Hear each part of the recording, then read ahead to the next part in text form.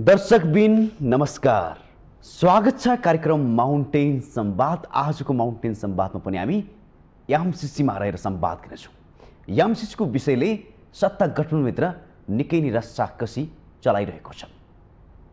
नेपाली कांग्रेस यसको पक्षमा देखिन्छ। जसरी भयो नि छिटोभन्दा छिटो एमसीसीलाई सदनबाट पारित गरौँ भन्ने पक्षमा देखिन्छ।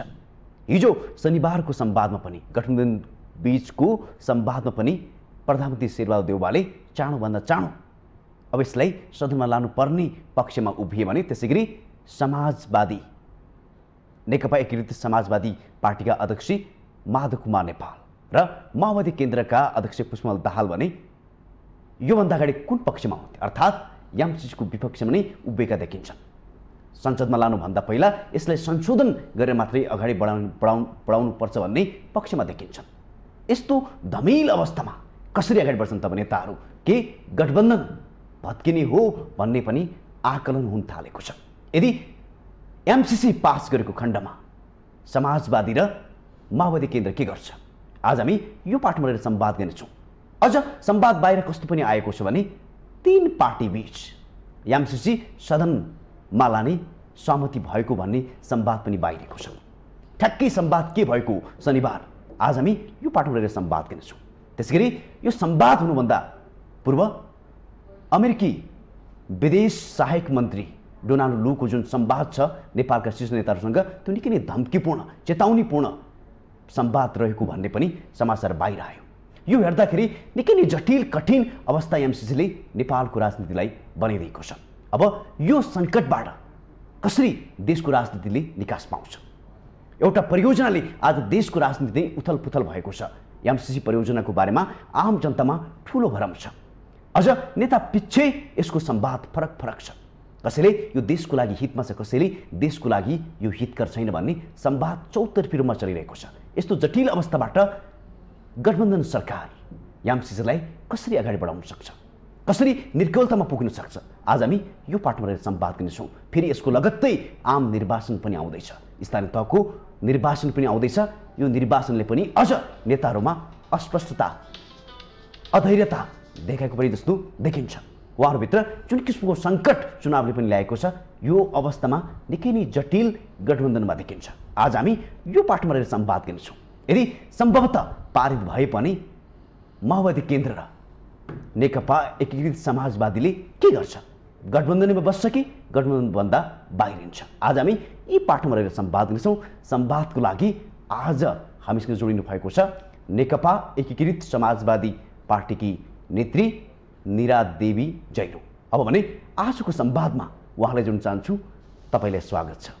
नमस्ते, धन्यवाद। अब यो एमसीसीको बहसले नेपालको राजनीति नै उथलपुथल बनाइदिएको छ। अझ भन्नै पर्दाखेरि शनिबार पनि एमसीसीको बारेमा संवाद भयो सत्ता गठबन्धनको बीचमा।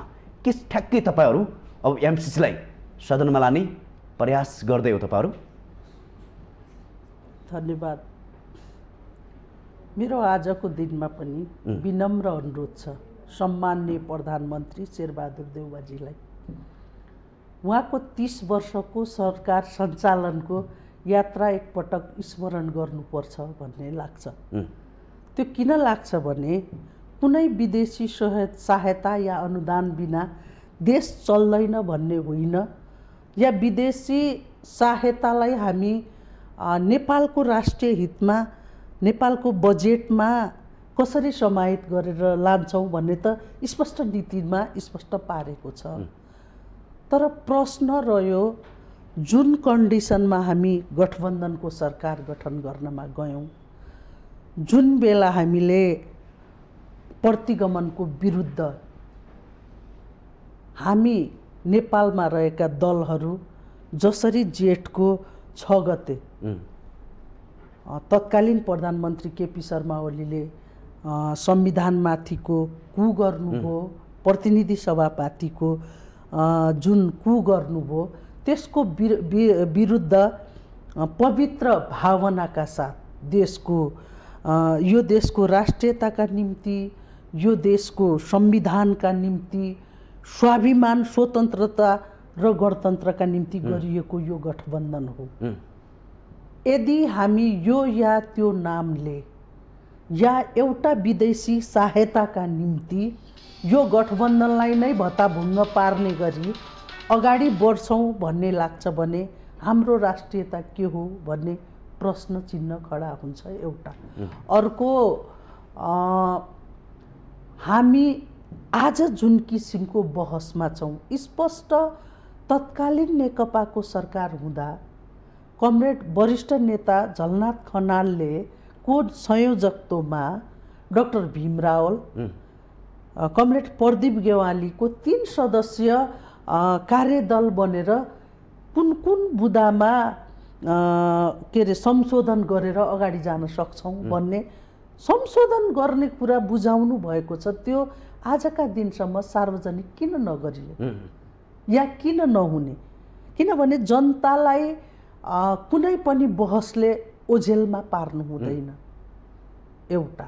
अर्को, तपाईँले भने चाहिँ एमसीसीकै कारणले सत्ता गठबन्धनको फरक पर्छ कि भन्नुभयो। सत्ता गठबन्धन त 74 को निर्वाचनमा तत्कालीन माओवादी केन्द्र र कांग्रेस स्थानीय तहको निर्वाचनमा जानुभयो।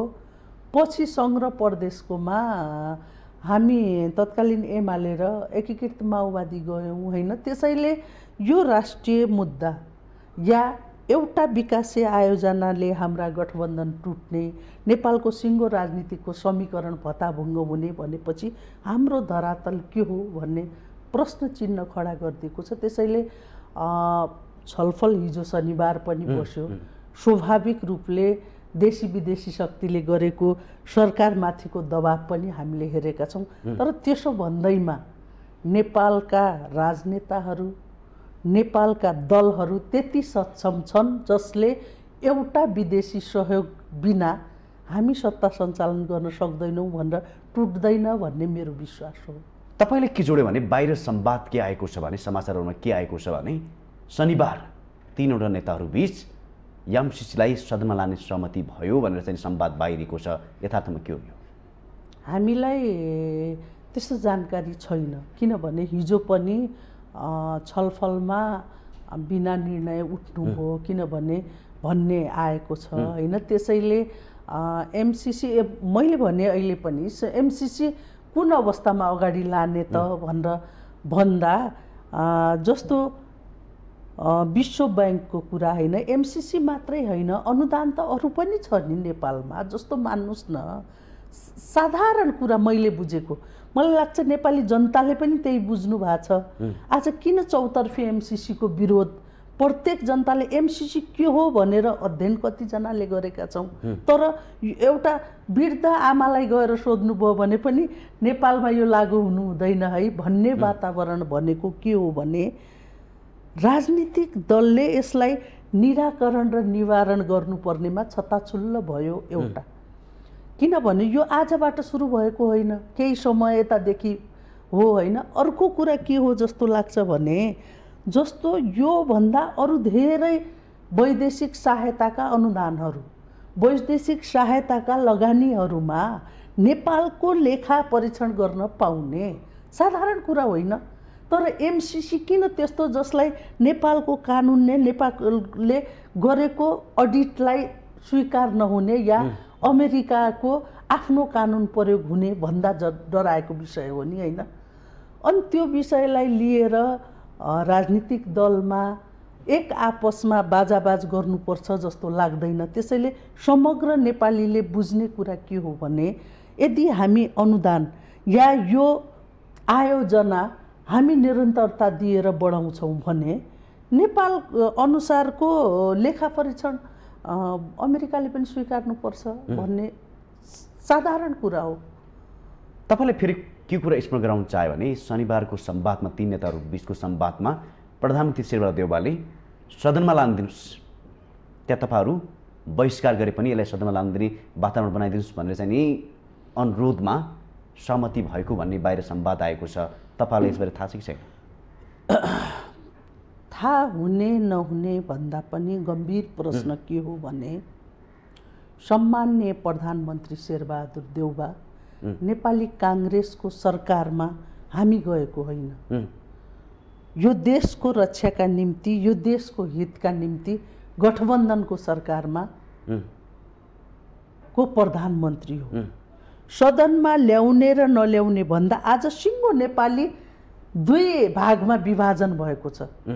एमसीसीलाई लागू गर्ने या नगर्ने, एमसीसीको आयोजना हामीले सञ्चालन गर्ने कि नगर्ने भन्नेमा सिङ्गो नेपाल, हामीले भर्खरैको जनगणनाले 3 करोडभन्दा कम रहेछौँ भन्ने देखाएका छौँ। प्रत्येक नेपालीको चाहना कुनै पनि राष्ट्रभक्तले ठुलो हुन सक्ला, राष्ट्रभक्ति भन्ने कुरा ठुलो लाग्न सक्ला, तर कुनै पनि नेपालीले आजको दिनमा यो स्वीकार्नुपर्छ भन्ने छैन। त्यो भावना मेरो देशको राजनेताले बुझ्नुपर्छ कि पर्दैन भन्ने एउटा।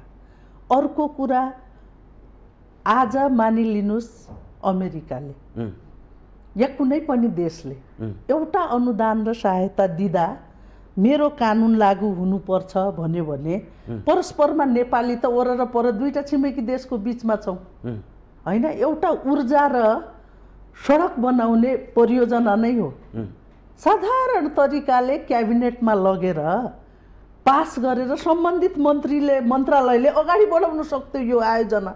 जे हामी देखाइरहेछौँ नि, जे हामी बाहिर एकदम ठुलो गराइरहेछौँ या प्रधानमन्त्रीको नेपाली काङ्ग्रेसको प्रतिष्ठासँग जोड्न खोजिरहेछौँ, त्यसो होइन। एउटा परियोजनाले नेपाली काङ्ग्रेसको प्रतिष्ठा नै सकिने भन्ने हुन्छ। गठबन्धनको प्रधानमन्त्री होइन। गठबन्धनमा एकीकृत समाजवादी, जसपा, माओवादी केन्द्र, नेपाली काङ्ग्रेस उत्तिकै समान हक भएका पार्टीहरूको गठबन्धन हो नि यो। सङ्ख्याले फरक पर्दैन, हामी कम छौँ होला, नेपाली काङ्ग्रेसको सङ्ख्या बढी छ होला, तर यो त निश्चित एउटा उद्देश्यका निम्ति गरिएको गठबन्धन हो होइन। अनि यसमा नेपाली काङ्ग्रेसले यो सदनमै नल्याई संसारै बिग्रिन्छ भन्नुपर्ने या यस्ता हल्ला बजारमा ल्याउनु पर्ने आवश्यकतै होइन भन्ने ठान्छु म। त्यसैले मैले भने यो एउटा परियोजना हो, संसद क्याबिनेटमा लगेर पास गर्ने, सम्बन्धित मन्त्रीले रन गर्न सकिने विषयलाई हामीले यति ठुलो बनाइदियौँ कि यो नल्याउँदा सरकारै रहँदैन, यो नल्याउँदा नेपाली काङ्ग्रेसको सम्माननीय प्रधानमन्त्रीको सम्मानलाई नै आँच आउँछ भन्ने जुन हल्लाको हिसाबले हामीले बहस गऱ्यौँ, त्यसले अलि बढी गिजोल्यो कि भन्ने पनि लागेको हो। फेरि सोधिहालेँ मैले, हिजोको संवादमा सहमति भएको छ सदनमा लाने भन्ने संवाद बाहिरिएको छ, तपाईँहरू सदनमा लाने पक्षमा हो कि होइन? हामीले जानकारीमा छैन त्यो विषय। सदनमा लाने भन्ने विषय मलाई आज अहिलेकोसम्म जानकारीमा छैन, किनभने स्पष्ट एकीकृत समाजवादीले आफ्नो धारणा राखेको छ, संशोधनका बुँदाहरू राखेका छौँ, हामीले कुन कुन कन्डिसनमा जान सक्छौँ। र म अहिले पनि भनिरहेको छु, यो परियोजना क्याबिनेटमा लगेर पास गरेर सम्बन्धित मन्त्रालयले अगाडि सार्न। तपाईँ अलिकता एउटा कुराको स्मरण गरौँ, ठिक छ ल, हाम्रो सडकहरू झिलिमिली बन्ने भयो, हाम्रो ऊर्जा उत्पादन हुने भयो। केही दिन पहिलाको घटना स्मरण गरौँ। मलाई लाग्छ हाम्रो मन्त्रीज्यू पम्फा भुसाल मन्त्री, माननीय मन्त्री भइसकेपछि ऊर्जा को निम्ति सम्बन्धित उसमा हेर्ने हाम्रो परियोजना प्रमुखले यो देशको ऊर्जा कहाँ पठाउने भनेर खोजी हिँड्या न्युज यहाँहरूले नै बजाउनु भयो होइन। अब नेपालको ऊर्जा कहाँ बेच्ने होला भनेर गर्नुभयो होइन। मैले साधारण कुराको यहाँहरूलाई या सिङ्गो नेपालीहरूको माझमा राख्न चाहे, जस्तो लिपुलेखको विषय, यो विषय फरक छ एमसीसी र लिपुलेखको। दुईटा देशको सम्झौतामा आज गाडी चलिरहेको छ होइन। दुईटा देशको सम्झौतामा त्यहाँ मार्ग, राजमार्ग के अरे बाटो खोलिएको छ। अनि हाम्रो देशको बोर्डर जेरिएको एरियामा त्रिपक्षीय सम्झौताको आवश्यकता हुँदैन थियो। त्यसैले कसैले दिएको अनुदानलाई, कसैले दिन्छु भन्ने सहयोगलाई, सहायतालाई नलिने भन्ने होइन, तर कतिसम्म स्वीकार गर्ने भन्ने त विदेश नीतिले, हाम्रो अर्थ उद्योग नीतिले स्पष्ट पारेको छ। हामी विदेश नीति के अरे वैदेशिक सहायता लिन्छौँ, आवश्यकताका आधारमा लिन्छौँ, तर नेपालको बजेटमा समाहित गरेर लिन्छौँ भन्ने स्पष्ट भएको विषयलाई, पारिएको कुरालाई हामीले कसैको पार्टीको मान र प्रतिष्ठासँग जोडेर अगाडि बढाउन खोजिरहेछौँ या त्यही कारणले यो गठबन्धन टुट्नुपर्छ भनेर एउटा अर्को शक्ति देखिरहनु भएको छ। केपी शर्मा ओली आजभोलि बालुवाटारमा बसिराखेर के अरे बालकोटमा बसिराखेर बालुवाटारको अलि धेरै माया मानेर मरिहत्या गरेर लागिरहनु भएको छ। त्यसैले केही फरक पर्दैन भन्ने लाग्छ। तपाईहरु सदनमा लाने पक्षमा हो कि होइन? यो प्रश्न सदनमा लानु हुँदैन किनभने यो गठबन्धनको मियो तपाईले देख्नुभयो नि, विश्वासको मत हाल्ने दिनमा देख्नुभयो नि, कतिपय नेताहरूले राजीनामा गर्ने कन्डिसनमा पुग्यो, कतिपय हामीसँगै रहेका साथीहरूले समर्थन त गर्छौँ विश्वासको मत हाल्दैनौँ भन्नुभयो। सिङ्गो जीवन कमरेड माधव कुमार नेपाल, झलनाथ खनाल लगायतका केही नेताहरूको र नेपालमा रहेका केही एमबिसीहरूमा बसेर आज माधव कुमार नेपालको सिङ्गो टिमलाई विश्वासको मत हाल्नुपर्छ, रोक्नुपर्छ भन्ने योजना पनि नसुन्या हो र हामीले भन्यौँ नि, यो सरकारको जग, यो गठबन्धनको जग विश्वासको आधारमा हो, ताकि कुनै एउटा पार्टीको मान सम्मान या 30 वर्ष राजनीतिक गरेको पार्टीको राजनीतिक भविष्यसँग जोडेर यो आयोजना अगाडि बढ्छौँ भन्ने हो भने त म युवाको हैसियतले, सिङ्गो देशको युवाको नेतृत्वको हैसियतले हामीसँग भएका राजनेताहरूको अहिलेसम्मको कामप्रति प्रश्न चिन्ह चाहिँ अवश्य पनि खडा गरिदिएको छ। किनभने चारैतिर तरङ्गित बनाएको छ यो एउटा आयोजनाले। हामी यो या त्यो नाममा बुझेका कति छौँ, अध्ययन कति गरेका छौँ, यो या त्यो नाममा बजारमा बहस भइरहेको छ। हामीले चुनावमा जाने भनेका छौँ। चुनाव कति महत्त्वपूर्ण छ भन्नुहुन्छ भने यो बेला हामीले यो 3 वर्षमा, यो 5 वर्षमा जसरी नेपालको संघीयतामा टेकेर 3टै तहको निर्वाचन गरेका थियौँ, त्यसलाई सम्पन्न गऱ्यौँ होइन, र त्यसपछि हामी अहिले आएर स्थानीय तहको अबको निर्वाचनमा जाने विषयलाई जसरी हामी कुरा धकेल्न खोजिरहेका छौँ, हामीलाई त कस्तो भयो भने एउटा अनुदान नदिँदैमा एउटा अनुदानलाई अहिले जस्तो चुनावसम्म धकलौँ, चुनावसम्म त्यसलाई एक ठाउँमा पुर्याएर फेरि छलफलमा बस्न सक्ने पनि कन्डिसन होइन भने त गठबन्धनै भित्र अविश्वास त सानो कुरामा पनि भयो भने गठबन्धन मजबुत कति रहन्छ भन्ने पनि होला। तपाईले चुनावको प्रसङ्ग जोडिहाल्नुभयो। के पनि हल्ला बाहिर चलेको छ भने यदि हामी एमसीको पक्षमा गयौँ भने चुनावमा त्यसले नराम्रो प्रभाव पार्न सक्छ भनेर तपाईहरु सार्न खोज्दै हुनुहुन्छ भन्ने कुनै समाचार बाहिर आवरणमा देखिएको छ। चुनावको कारणले गर्दा तपाईहरु सार्न खोजिराख्नु भयो? एकीकृत समाजवादी कि समग्र गठबन्धन नै संवाद, यसमा पनि संवाद केन्द्रित छ भन्ने कुरा के बाहिर आएको छ भने तपाईहरु चुनावको डरले गर्दा एमसीसी बसलाई पछाडि सारौँ भन्ने सहमति पनि पुग्नु भएको छ भन्ने कुरा आएको छ। यथार्थमा के हो?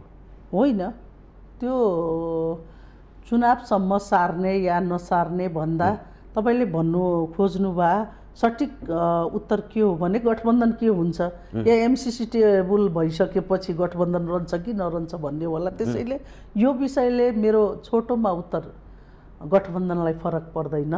र अर्को चुनावसम्म धकेल्ने नधकेल्ने भन्दा यदि हामी निर्वाचनमा जाने हो भने यस्ता विषयहरूलाई थाती राख्छौँ भन्ने हो। तर यसैले गर्दा सबै फरक पर्छ भन्ने चाहिँ होइन। तपाईलाई हार्छौँ भन्ने डर त होइन?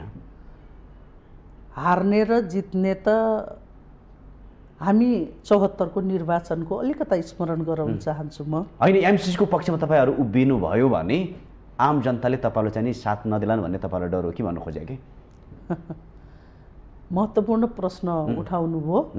आम जनताले साथ दिने र नदिने भन्ने प्रश्न किन उठ्दैन भने मैले भने हामीले जुन अवस्थामा देशको प्रतिगमन विरुद्धको हामी खडा भयौँ, धन्यवाद भन्नुपर्छ तपाईँ मिडियाकर्मीहरूलाई, यो देशका विश्लेषकहरूलाई, यो देशका राजनीतिक बुद्धिजीवीहरूलाई समग्रले र आम 6682 वटा 42 वटा वडाका नेपाली जनताले हामीले राष्ट्रियताका निम्ति उठाएको आवाजका निम्ति उम्बिदिनु भयो र सलाम र सम्मान पनि छ। त्यसैले जनतामाझ जान हामी डराउँछौँ भन्ने होइन। तर तपाईँले भनेको कुरा के हो भने चुनावमा हार्छौँ भन्ने विषयले त देशमा पहिलोपटक संघीयताको चुनाव भयो 74 मा। एकीकृत माओवादी केन्द्र र नेपाली काङ्ग्रेस गठबन्धनमा गयो अनि सङ्घ र प्रदेशको चुनावमा तत्कालीन एमाले र माओवादी केन्द्र निर्वाचनमा गयो। देशको ठुलो दल मानिने नेपाली काङ्ग्रेसको साइज देख्नुभयो होइन र नेकपाले देशभरि 2/3 सरकार चलायो। अनि नेपाली काङ्ग्रेसले देशको ठुलो मानिने पार्टीले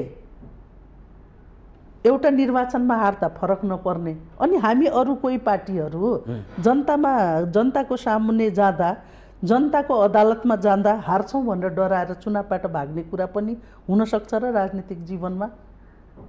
तपाईँलाई के सोध्नु खोज्या भने एमसीसीको कारणले गर्दा अहिले माहौल आम जनतामा ठिक छैन, राम्रो छैन, आम जनताले एमसीसीलाई स्वीकार्न सकेको छैन, त्यसकारण तपाईँहरू यसलाई पछाडि सारेर आम जनतालाई भरम फैलाउन खोज्नु भयो कि भनेर सोध्नु खोज्या? होइन, छैन, त्यस्तो गर्नु हुँदैन। निर्वाचन तोकिएकै मितिमा हुनुपर्छ। एमसीसीको कारणले निर्वाचनमा फरक पर्छ या भोट हाल्ने नहाल्ने भन्ने कुरा भन्दा पनि हामीले तोकिएको समयमा निर्वाचन गर्न चाहिँ लाग्नुपर्छ। तपाईँले के पनि सोधिहाल्यो भने अहिले एमसीसी राजनीतिकरण भएको छ। कसैले सत्ताको दाउ खोजिरहेका छन् भने कसैले आम जनताको मन जित्न खोजिरहेका छन्, त्यसै गरी कसैले अमेरिकाको मन जित्न खोजिरहेका छन्। यसो आवरण हेर्दा त्यही देखिन्छ।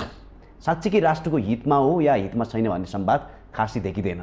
त्यसकारण तपाईँहरू पनि अहिले ढाडचोप गरेर पछि एमसीसीलाई पास गर्ने पक्षमा हुनुहुन्छ कि के भनेर मैले सोध्नु खोजेँ खास ठ्याक्कै भन्दाखेरि।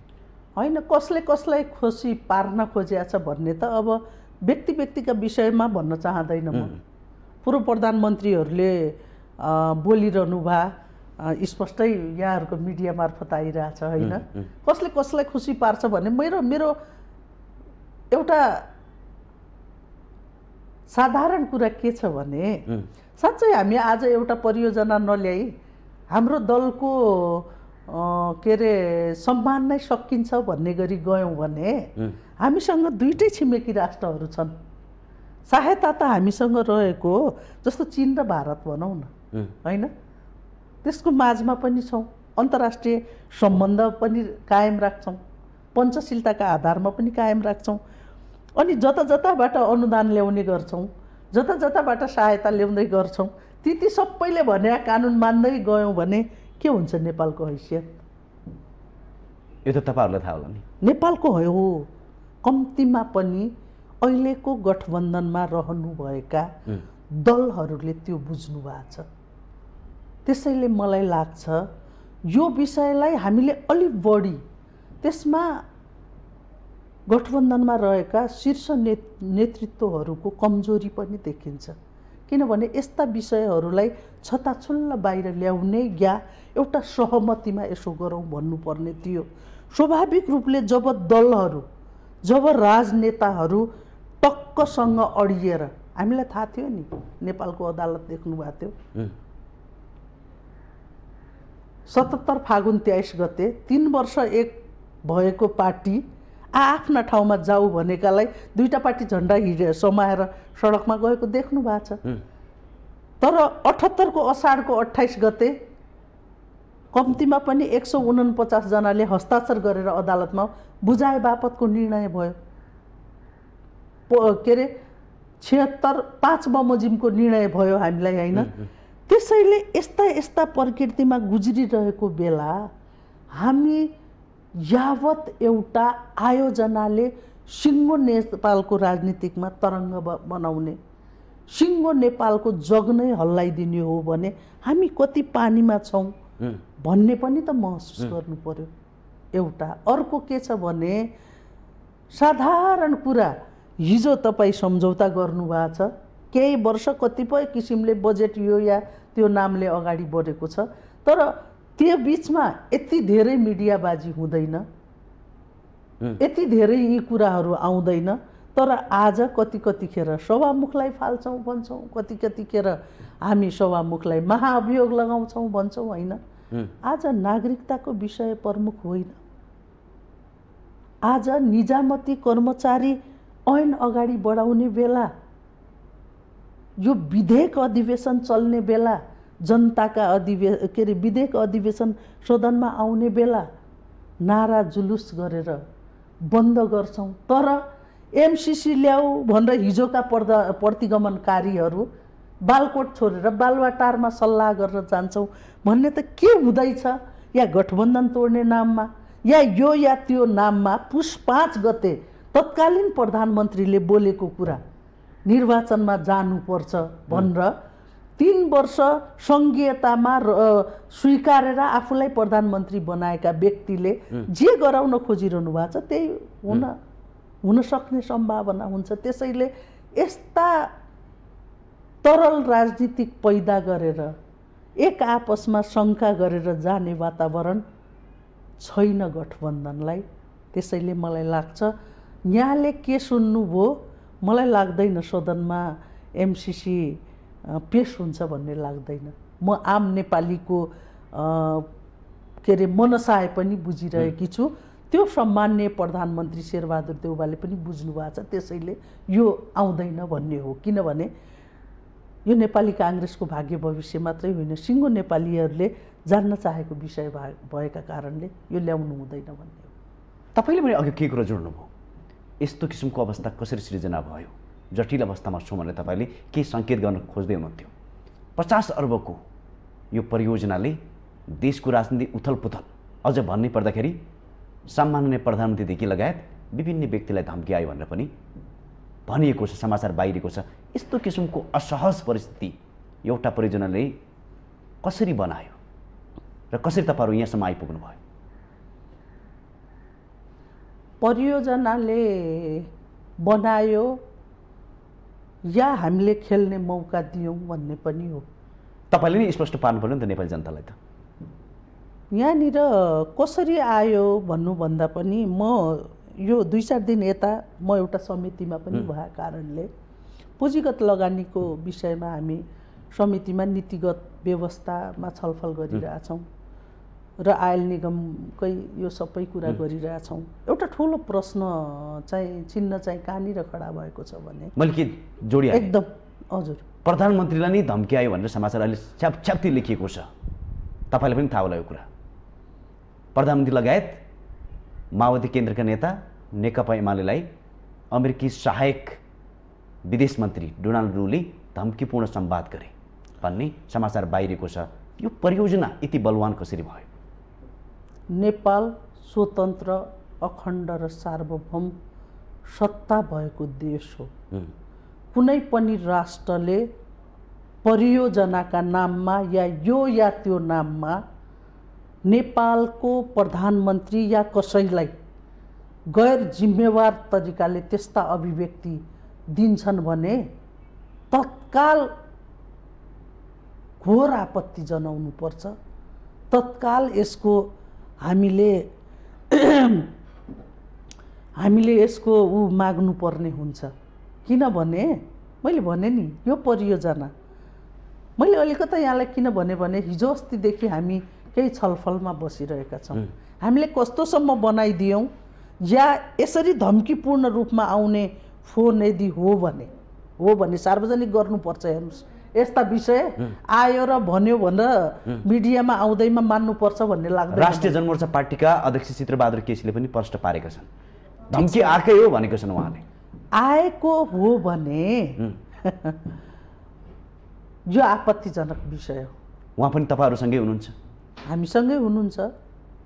यो आपत्तिजनक विषय किन हुन्छ भने त्यसो भए के लाग्छ, यो देशको जल जमिन, जलस्रोत, जङ्गल, जडीबुटी हामी यति अनुदान नल्याउँदैमा तपाईँले अर्को कुरा छोड्नुभयो। एमसिसी पास भएन भने अमेरिकाका अरू धेरै अनुदानहरू पनि रहँदैनन् र देश चल्दै सक्दैन भन्ने नीति परिवर्तन हुन्छ भनेको छ भन्ने कुरा गरिएको छ नि। अनि हामी निश्चित एउटा आयोजनाका निम्ति नेपालको कानुन, नेपालको संविधानमा रहे बमोजिमको नीतिहरू परिवर्तन गर्दै जायो भने मैले अहिले पनि भन्न खोजिरहेको छु, हामी दुईटा देशको छिमेकी देशहरूसँग छौँ जोडिएका। के चिज परिवर्तन गर्दै जान्छौँ भन्नु न। यो ठुलो प्रश्न चिन्ह आज खडा भएको छ। अर्को, धम्की या थ्रेड, कुनै पनि धम्कीका नामले हाम्रा राजनेताहरू या हाम्रो नीति, हाम्रो कानुन, व्यक्ति होइन, सम्माननीय प्रधानमन्त्रीलाई आउने त्यस्ता खालका दबावले स्वाभाविक रूपले हुन सक्छ। तर उहाँ त गठबन्धनको प्रधानमन्त्री हो। यो या त्यो नामले कुनै पनि कुरामा लाग्नुहुन्न भन्ने हो एउटा। अर्को, त्यसको त घोर भत्सना गरेर जानु पर्यो नि। गठबन्धनको मिटिङ बसेर गठबन्धनमा रहेका पार्टीहरूले एउटा परियोजनाका निम्ति नेपालको सत्ता नै हटाउने र नेपालको प्रमुख व्यक्तिलाई नै थ्रेड आउँछ भने त त्यसपछि के हो विदेश नीति भनेर हामीले अध्ययन गर्न बस्नु। तपाईहरुमा यो सामर्थ्य त देखिएन नि त, सामर्थ्य देखिँदैन छ। केही आउँछ तपाईहरुलाई स्वाभाविक रूपले के भयो, हिजो तपाईहरुले के भयो पेश हुने नहुने भनिरहनु भएको छ, त्यो भित्र केही भएको छ, स्वाभाविक रूपले आउँछ। हेर्नु, सबै कुरा राजनीतिकमा मिडियाबाजी नै गरेर हुन्छ भन्ने होइन नि त, होइन। त्यसैले मलाई लाग्छ एउटा यस्तो विषयले हामीलाई घुमाइरहन्छ भन्ने होइन र हुनु पनि हुँदैन। तपाईले पनि के कुरा जोडिहाल्नुभयो। नेपालप्रतिको नीति परिवर्तन हुनेछ भन्ने संकेत गरेको छु लुले। यदि एमसीसी पास भएन भने यो कुराले पनि के स्पष्ट पार्छ भने केही न केही रहस्य छ यो भित्र। उहाँहरूको संकेत हेर्दाखेरि जुन किसिमको दबावमूलक यो संवाद देखिन्छ, यदि एमसीसी पास भएन भने नेपालप्रतिको नीति परिवर्तन हुनेछ भन्ने संकेत गर्दाखेरि दबाव होइन यो तपाईहरुलाई? होइन, अरू कुनै देशले या अमेरिकाले आफ्नो नीति परिवर्तन गर्छ भनेर हामी बस्ने हो र? यो देशमा रहेको जलस्रोत, यो देशमा भएको ऊर्जा, यो देशमा भएको कृषि, उत्पादनका क्षेत्र, अन्वेषणका खानीहरू, अन्वेषण आज हामी बस्दै पनि छौँ। हाम्रो विभागसँग के रहेछ त वस्तुस्थिति र हिजोका अन्वेषणहरू कहाँ रोकिए, के रहेछ हाम्रो कानुनी ऊ भनेर हामी मिटिङमा बस्दै पनि छौँ भन्नाले समिति बस्दैछ। हामीले यति धेरै कुरालाई नेपालमा भइरहेको साधन स्रोतलाई यसरी थन्क्याएर राखिदियौँ र विदेशी सहायतालाई यति धेरै प्राथमिकतामा राखिदियौँ कि यो बिना चल्दैन भन्ने जे बनायौँ। मैले फेरि शब्द दोहोरेँ, तपाईँले के दोहोरियो भने त्यो उहाँको संवादमा जुन कुरा भनेको छ, नेपालप्रतिको नीति परिवर्तन हुनेछ भन्दाखेरि अनुदान यदि पारित गरिएन भने नेपालप्रतिको नीति परिवर्तन हुनेछ भनेर संवाद आइराख्दा पनि नेपालका नेताहरू, प्रधानमन्त्री किन सजग हुन सकेन? यस्तो छ, त्यो कुर्सीमा बसिरहँदा त्यो जिम्मेवारी दुईटा शब्द हेर्नुहोस् तपाईँ। एकदम तपाईले अनुदान भनेको छ यदि पास भएन भने नेपालप्रतिको नीति परिवर्तन हुनेछ। कस्तो असहज वातावरण बनाएको यो संवाद। होइन, यस्तो छ, यो अनौठो सहयोग भएछ नेपाललाई। पास गरिएन भने यदि तपाईहरु खानुहुन्न भने नीति परिवर्तन हुनेछ। त्यो धम्कीपूर्ण होइन, त्यो संवादले त्यो ओडले नै स्पष्ट देखाउँछ। यो भनेको त नेपालको हैसियतलाई नै हल्लाउन सक्छु भनेर देखाएको होला। त्यसपछि म के सक्छु यसको जवाब पहिला। किनभने यो गम्भीर प्रश्नले के देखाउँछ भने नेपालको अस्तित्वलाई कति स्वीकार्यो भन्ने कुरा हो। तपाईँ एउटा सहयोग लिन्न भन्न पाउने सम्ममा नदेखेपछि तिम्रो हैसियत के हो र भनेको छोटोमा।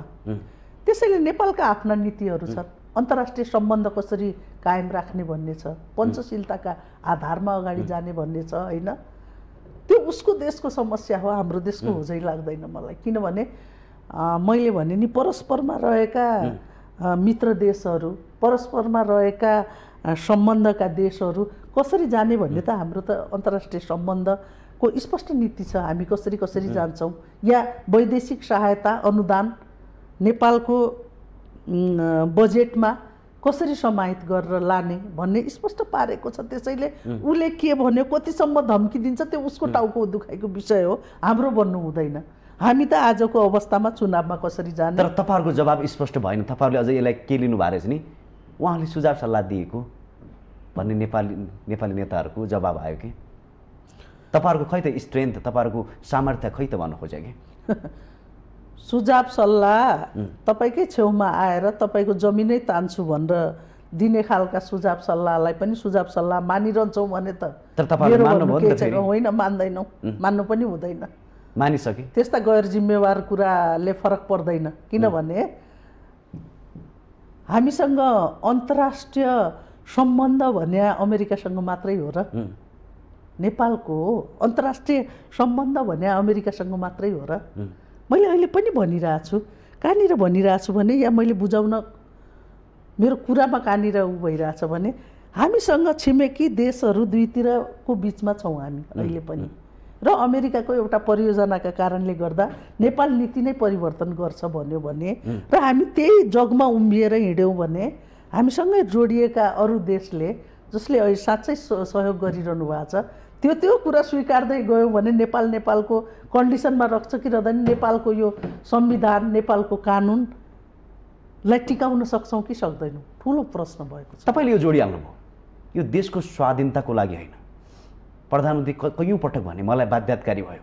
नेपाली काङ्ग्रेसभित्र पनि के संवाद छ भने प्रधानमन्त्रीले बाध्यताकारी भूमिका चालिराख्नु भएको छ भन्ने संवादबाट के स्पष्ट हुन्छ भने यो प्रधानमन्त्रीको सम्मानको लागि हो भन्ने पनि कता कता झल्को देखिन्छ। हेर्दाखेरि तपाईँहरू साँच्चीकै देशको स्वाधीनताको लागि लडिराख्नु भयो र? देशको स्वाधीनता या पराधीन भन्ने एउटा आयोजनाले क्लियर गर्दैन। हाम्रो देशको नीति, हाम्रो देशको संविधान, हाम्रो देशको कानुन, मैले भने नि हाम्रो वैदेशिक लगानी या अनुदान सहायताका निम्ति हाम्रा आफ्ना नीति छन्। किनभने वैदेशिक सहायता र अनुदानलाई राष्ट्रिय आवश्यकताका आधारमा राज्यको परस्परले हामी राष्ट्रियता बजेटलाई समाहित गरेर लानेछौँ भन्ने स्पष्ट लेखेका छौँ। त्यसैले कुनै यो नाग्लो ठटाएर के तर्साउने भन्ने गर्ने कुराले फरक पर्दैन। र अर्को यहाँले भन्नुभयो सम्मान्य प्रधानमन्त्रीज्यू गठबन्धनको प्रधानमन्त्री हुनुहुन्छ। मेरो विनम्र अनुरोध छ, यदि त्यसो कहीँ कतै मेरै पार्टीको अध्यक्ष, मेरै पार्टीको वरिष्ठ नेतालाई पनि लागेको छ भने युवाहरूका तर्फबाट म भन्न चाहन्छु, मेरो विनम्र अनुरोध छ, नेपाललाई नेपालै रहन दिउँ। यो देशको सार्वभौम सत्ता, यो देशको अखण्डतालाई कायम राख्ने गरी यो देशका विकासका आयोजनाहरू, जलस्रोत, जडीबुटी, जङ्गल, कृषिलाई उत्पादन बढाएर लानै नसकिने कन्डिसनमा हामी रहेछौँ भने आज एउटा देशले थ्रेड दियो, भोलि कहाँ पुग्छौँ भन्ने ठुलो प्रश्न चिन्ह खडा हुन्छ। त्यसैले एकपटक फर्क्यौँ, हामी सबैले एक मना एकताका साथ गठबन्धनमा रहेका दलले एक स्वरले नो गर्न सक्नुपर्ने अवस्थामा पुगाएका छौँ। त्यो किनभने एमसिसीको परिस्थिति एउटा हो। एमसिसी लेखा परीक्षण कसले गर्ने? नेपालको कानुन त हुने या सदनबाट पास गरिसकेपछि पनि अमेरिकाको आफ्नो कानुन अनुसार यसलाई लेखा परीक्षण गर्ने या अडिट गर्ने विषयमा जोडिएकालाई अहिले हामीले यति धेरै तान्यौँ या हामीले यति धेरै बजारमा 10 खाले कुरा ल्यायौँ। आज हाम्रो देशको प्रधानमन्त्रीलाई नै यो सहयोग तिमीले लिएनौ भने, यसो गर्छु भन्ने थ्रेड आउँछ भने यस्ता कुनै खाले सहायता आवश्यक छैन। नेपाललाई बन्द गर्नुस्, तपाईले बन्द गरौँ नै। के जोड्न चाह्यो भने आज नेपालमा जुन किसिमको संवाद भइरहेको छ, यो नेपालको लागि यो परियोजना आएको होइन। चाइनालाई हस्तक्षेप गर्नको लागि, चाइनालाई धम्क्याउनको लागि, चाइनाको शक्तिलाई निस्तेज पार्नको लागि अमेरिकाले यो परियोजना नेपालमा ल्याएको हो भन्ने संवाद जसरी नेपालमा चलिरहेको छ। व्यक्ति पछि यही संवादको आवरणमा अमेरिकाका डोनाल्ड लूले के पनि थपे भने यदि यो परियोजना पास नभए हामीले के सम्झिनेछौँ भने चाइनाको प्रभावले गर्दा यो पारित भएन। नेपालमा पनि त्यही संवाद छ, यो परियोजना चाइनाको लागि हो, नेपालको लागि होइन। आफ्नो शक्ति प्रभावको लागि अमेरिकाले भित्राउँछ भन्ने जुन संवाद भइरहेको छ, फेरि यही संवाद नेपालमा हुँदाखेरि चाइनाका अमेरिकाका डोनाल्ड लूबाट यस्तो किसिमको संवाद आउनुले फेरि के सङ्केत गर्छ? त्यसो भए मैले भने नि नेपाली जनताले पनि चाइनालाई नै सङ्केत गरेका छन्। होइन, नेपाली जनताले भन्दा हामी सुनिरहेछौँ, एक दुईजना विश्लेषकहरू बोलिरहनु भएको छ यो विषयमा। यत्रो वर्ष एमसीसी आज पारित भएर आएको होइन, आज मतलब यसको मात्र जवाब खोजे लूको संवाद पनि चाइनासँगै जोडेको देखिन्छ। नेपालमा पनि त्यही संवाद भइरहेको छ। म दुईटै कुरा भन्छु। आजको दिन एमसीसीलाई यति ठुलो बनाइसक्यौँ कि हामीले अब अमेरिकाले के पर्छ भन्ने कुराले अर्थै राख्दैन जस्तो लाग्छ मलाई। किन भन्नुहुन्छ भने त्यसो भए नेपाललाई परियोजना दिनु भन्नुभन्दा बढी चिन्ता अमेरिकालाई चाइनाले के गर्छ भन्ने हो रहेछ नि त। प्रश्न त्यही हो जै लाग्छ, तपाईँले सोधेको प्रश्नको त्यही हो जवाफ जै लाग्छ मलाई। र नेपालमा रहेका विश्लेषकज्यूहरूले के भन्नुभयो भन्ने कुरा गर्नुहुन्छ भने मलाई लाग्छ आज आएर आज यो कन्डिसनमा जसरी उहाँहरू बोलिरहनु भएको छ किन निदाएर बस्नुभयो? या यो देशको सत्ता सञ्चालन गरिरहने दलहरूलाई यसो कुराले नेपाल यहाँसम्म जान सक्छ है भन्ने सुझावसँग दिने आवश्यकता ठान्नु भएन? त्यसैले चाइनासँगको सम्बन्ध के हुन्छ नेपालको या चाइनाप्रतिको झुकाव, तपाईँले भन्नुभयो झुकावका कारणले गर्दा नेपालले एमसीसी नो गर्यो भन्ने लाग्छ अमेरिकालाई भने त्यो अमेरिकाको टाउको दुखाइ हो, नेपालको टाउको दुखाइ बन्नु हुँदैन। किन भन्नु हुँदैन भने तपाईँ भन्नेले के भन्यो भनेर त्यसको पछाडि लाग्नुभयो भने म के गर्न खोजिरहेको छु भन्ने पनि बिर्सिने होला नि। समग्र एउटा हेर्नु त तपाईँ र हामीले अस्ति मात्रै बालोटारमा बसेर वैशाखको 30 मा निर्वाचनमा जाने भन्ने तोक्यौँ होइन? यसपटकको जनगणनाले 3 करोड जनताको जनसङ्ख्या अझ घटाएर ल्याएको छ। कहाँ केनिर भयो के होइन भनेर छलफलमा बस्नुपर्ने बेला साँच्चै निर्वाचनलाई सम्पन्न कसरी बनाउने भनेर दलहरू एक ठाउँमा बसेर देशव्यापी रूपमा आह्वान गर्नुपर्ने बेला एउटा यस्तो परियोजनाले उल्झ्याइदियो जसले जोडेर मैले भने नि हाम्रो नीति हाम्रो परस्पर सम्बन्ध त जतिको अमेरिकासँग हो भने चाइना र के अरे भारतसँग पनि त्यही होइन? त्यो विषयलाई लिएर किन अमेरिकाको टाउको दुखाइ? या चाइनाप्रति नेपाल बढी झुकाव भयो भनेर चाइना अहिले गठबन्धनको सरकार भएको बेला मात्रै आएको हो र चाइनाको सहयोग? अनि त्यसो हो भने त्यो बजेटलाई किन अमेरिकालाई या किन एमसीसीलाई क्याबिनेटमा लगेर सम्बन्धित मन्त्रालयले त्यो सम्बन्धित ऊर्जा बनाउने र बाटो बनाउने चिज त हो नि, 2-4वटा स्कुलहरू बनाउने होला होइन?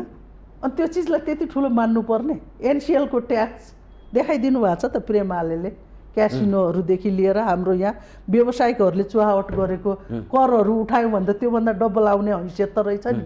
मैले अहिले पनि भने नि यो देशमा खानी अन्वेषणका विषयहरू, यो देशको प्राकृतिक स्रोतलाई उपयोग गरेर अगाडि जाने औद्योगिक कारखानाहरू, जलस्रोतलाई उपयोग गर्ने विषयहरू, कृषिमा प्राथमिकता दिएर उत्पादन बढाउने विषयमा हामी लाग्नु पर्दैन? आज एउटा एमसीसीले हामीलाई यति धेरै गिजोल्न सक्छ भने तपाईँ मानिलिनुहोस् न, मैले अघि भनेको कुरा सम्झिनु भएको छ, लिपुलकको बाटोको विषयको कुरा गरिरहेको छु। जहाँनिर त्रिपक्षीय सम्झौता आवश्यकता पर्थ्यो त्यहाँनिर नेपाललाई कसैले खोज्यो र? यद्यपि हामीले आन्दोलन गरिरहेछौँ लिपुलकमा बाटो चल्ने कुरा ठिक होइन, नेताहरूको कमजोरी हो स्वाभाविक रूपले हुन सक्छ। अब हामीसँग टाइम धेरै छैन, अन्तिममा जुन किसिमको संवाद एमसीको बारेमा भइरहेको छ यो संवाद पक्कै पनि सार्थक बन्न सकेको छैन र शोभनीय पनि छैन। अहिलेको जुन किसिमको नेता पिच्छे जुन किसिमको संवाद भइरहेको छ यो राम्रो छैन।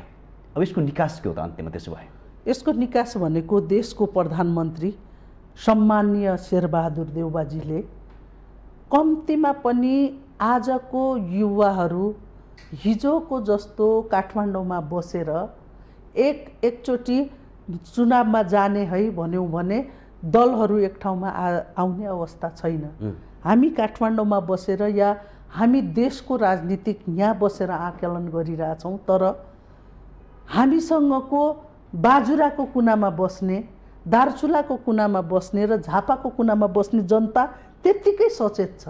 हामी के बोलिरहेछौँ, हामी गर्न के खोजिरहेछौँ, यो देशलाई कतातिर धकेल्न खोजिरहेछौँ भन्ने प्रष्ट हेरिरहेछ। किनभने हामीले भनेका छौँ नि अनलाइन क्लास पढाउन सक्ने देश बनाछौँ भने स्वाभाविक रूपले हाम्रा गतिविधि हेरिरहनु भएको छ।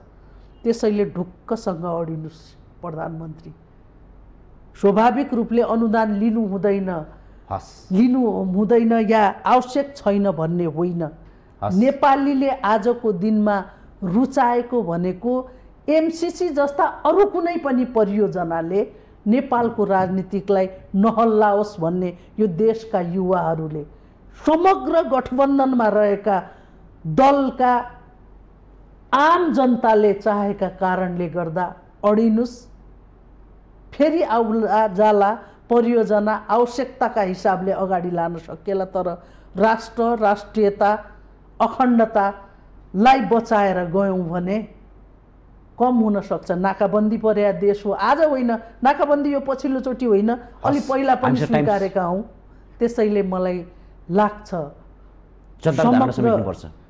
समग्र जनताले चाहेको के हो, समग्र नेपालको आवश्यकता के हो भनेर विदेश नीतिलाई त्यति किसिमले हामीले पनि बढाउँदै गयौँ भने न त हाम्रो सम्बन्धमा कलल आउँछ, न त हाम्रो अन्तर्राष्ट्रिय सम्बन्धमा कुनै हानि हुन्छ भन्ने ठान्दछु र त्यसै गरी गठबन्धन जाओस् भन्ने पनि चाहन्छु। धन्यवाद। पक्कै पनि तपाईँले भने जस्तै आज सारा नेपालीहरू सजग छन्। सबै नेपालीको धारणालाई एमसिसीको बारेमा समेटिनुपर्छ, संवाद गरिनुपर्छ र आम जनताका धारणालाई समेटेर मात्रै यो देशको हितमा भई अगाडि बढ्नुपर्छ भन्दै यो संवादको लागि जोड्नु यसको लागि धेरै धेरै धन्यवाद दिँदै बिदा हुन चाहन्छु। नमस्कार। धन्यवाद यहाँलाई। आज यहाँहरूको टेलिभिजन मार्फत कम्तीमा पनि यो या त्योमा हामी विभिन्न राय राख्ने भएका छौँ, त्यो पनि बन्द गरौँ। किनभने एमसिसी एउटा परियोजनाले हामीलाई हल्लाइसक्यो भन्ने बुझिसकेपछि कसैले पनि एमसिसीलाई यो या त्यो भनेर छताछुल्ल पार्ने गरी नबोलौँ। यो देशका राजनीतिज्ञमाथि विश्वास राखौँ।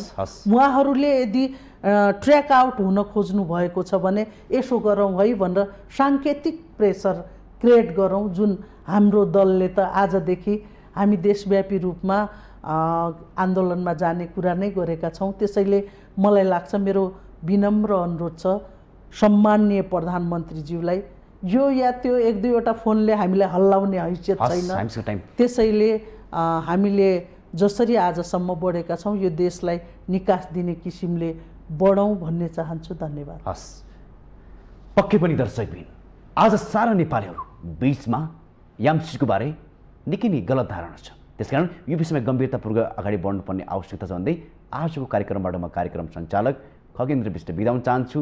नमस्कार।